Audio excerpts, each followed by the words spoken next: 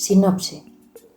O día que Olivia presenciou o asasinato de súa nai, con soamente 8 anos, decidiu dedicar o resto dos seus días a atopar o responsable de tal crime. Tras a desgraciada morte, seu pai, un famoso pirata do lugar, caeu no alcohol, nas pelexas, nas mulleres, e 14 anos máis tarde, a moza non puido soportar máis ese estilo de vida e decidiu partir a súa sorte, coa compañía do seu fiel amigo Elvis. Coñeceu os que formarían a súa tripulación, conseguiu un barco e converteuse en capitán. Desde entón, viven toda clase de aventuras, facendo amigos pero tamén inimigos, e todo con propósito: matar o asasino da muller que a trouxo á vida. Introdución.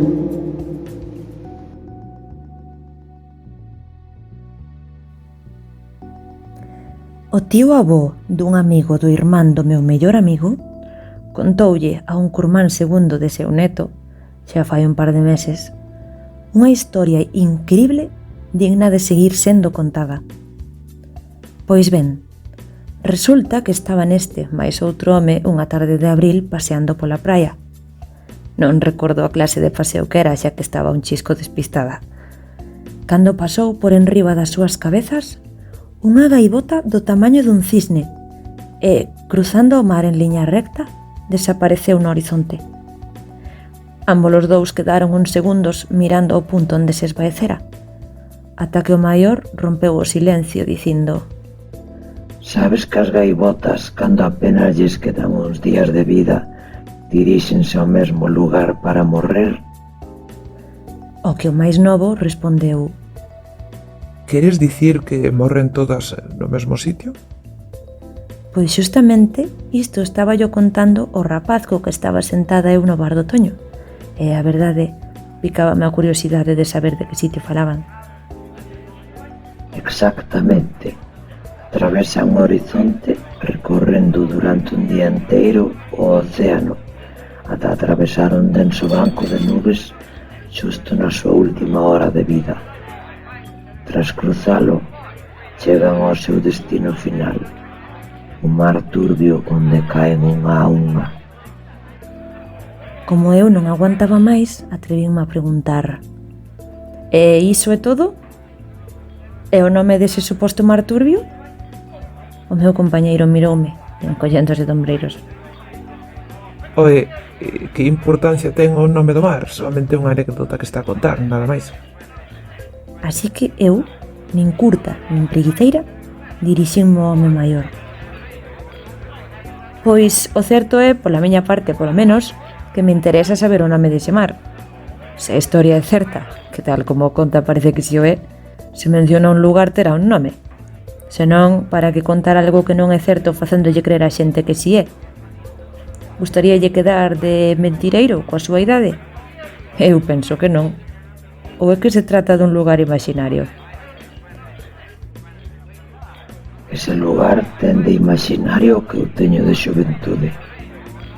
Arrea, pois entón exixo sabelo. O señor maior miroume e, despois de facer unha breve pausa, respondeu ás miñas dúbidas. Ese mar chamase o mar da Ferralla. E como arqueei as cellas e abrín un pouco a boca, adiantouse a contestar: E agora imagino que quererás saber por que lle chaman así. Pois voucho explicar, rapaciña. Atended os dous. Máis ca un mar é un cemiterio. Un cemiterio de embarcacións, avionetas, animais mariños, aves e soamente as sereas saben que outras cousas. Como eu ese día non tiña que facer, o paro é o que ten, paguei outra cervexa e sentámonos nunha esquina do bar coa intención de seguir escoitando. Moi ben, avó, xa sabe que son moi curiosa e que teño todo o tempo do mundo, e este... ti tes algo que facer hoxe? Ben sabes que non. Miroume cos ollos entreabertos. Estupendo, somos todo oídos. Contenos máis cousas sobre ese mar de naufraxios. Démoslle un grolo ás nosas cervexas, que raspeou e comezou a falar. O mar da Ferralla ocupa unha gran parte do noso globo terráqueo, o mesmo que as illas e outros mares que o compoñen. Pero se observades ben calquera mapa, en ningún aparece nomeado, mas si existe. Eu estiven ali. E máis, vivín ali durante un curto período de tempo. Os mapas e cartas de navegación parecen estar totalmente completos, sen un oco para un novo mar, pero está aí, non co seu verdadeiro nome, senón oculto baixo o nome do outro mar coñecido. E por que ocultalo? Porque case ninguén sabe da súa existencia? A razón de tal misterio, de igual xeito que outros misterios teñen a súa explicación, como o Triángulo das Bermudas, que lle chaman así porque... Ei, que se vai polas polas.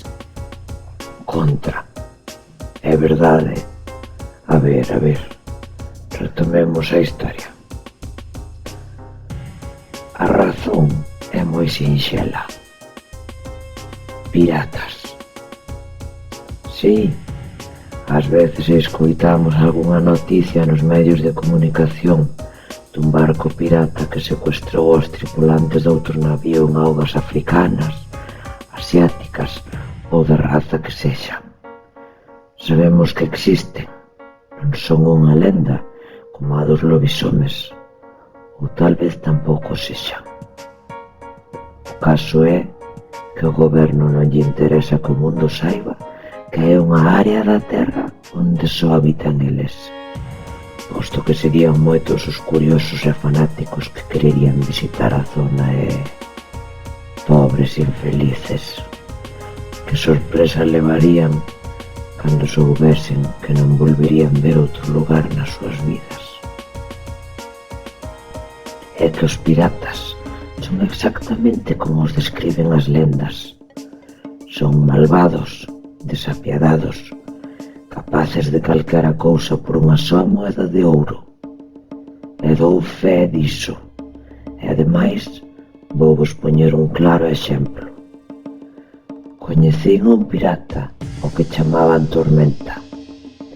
E isto era porque gozaba poñendo o seu peito descoberto, no medio das treboadas, para recibir nel os seus raios.